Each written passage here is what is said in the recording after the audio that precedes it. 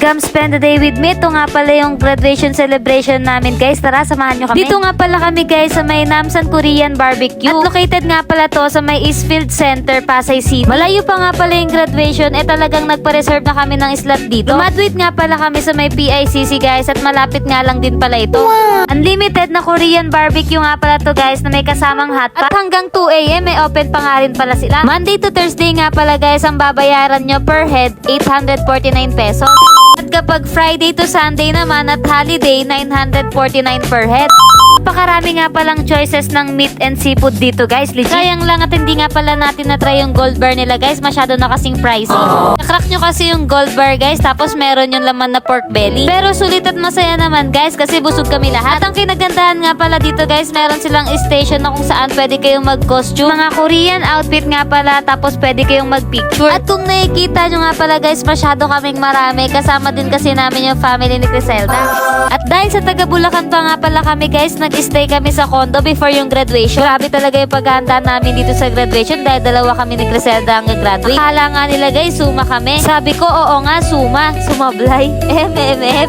Ito nga pala yung condo na pinag-stayan namin guys. Super lapit sa MOA, pati sa may PICC. Sa may LJ Escape nga lang pala kami nag-book guys. Ayan nga pala yung Facebook page nila. Tapos kung gusto nyo din maka-discount kapag mag-book kayo, sabihin nyo nga pala Angeline's Vlog.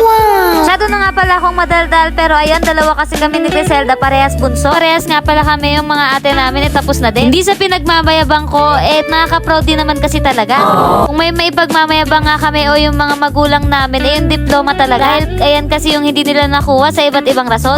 Kaya naiintindihan ko din talaga yung iba kung bakit hindi pinili yung diploma at mas pinili dumiskarte. Unang-una dahil hindi tayo pare-pares ng estado sa buhay. Kaya sinasabi ko sa mga post ko, para sa mga taong hindi nakakuha ng diploma sa iba't ibang dahilan, para sa inyo din yung pagkamit at pagkuha ko ng diploma ng 4 years. Anyways guys, balik nga pala tayo dito sa may Namsan. Sa side na to, nandito nga pala yung mga mushroom, tapos iba't ibang seafood, then yung mga meat. Kuha nga lang pala kayo guys nang kaya nyo ubusin dahil pwede naman kayo magpabalik-balik dyan. Ayan nga pala yung sauce station nila guys. Lahat nga pala ng sausawan, pwede dyan, andyan na. Perfect nga pala yung lasa ng cheese nila dito guys. Itong next, nandito nga man nga pala yung mga fried food, kagaya ng Shanghai, siomai. Kayo na nga palang bahala kung gusto nyo matikman lahat yan. At ayan naman nga pala yung other dishes nila dyan guys, tikman nyo rin. Kung gusto nyo nga pala mag-rice, may iba't ibang klase nga pala sila ng rice dyan. Merong plain, merong flavor. Siyempre di mawawala yung dessert section. Ayan nga pala, napakadaming prutas sa pagpipilian, pati yung mga pastry. Iba't ibang soft drinks nga pala kayo pagpipilian guys. Kakain na nga pala muna kami.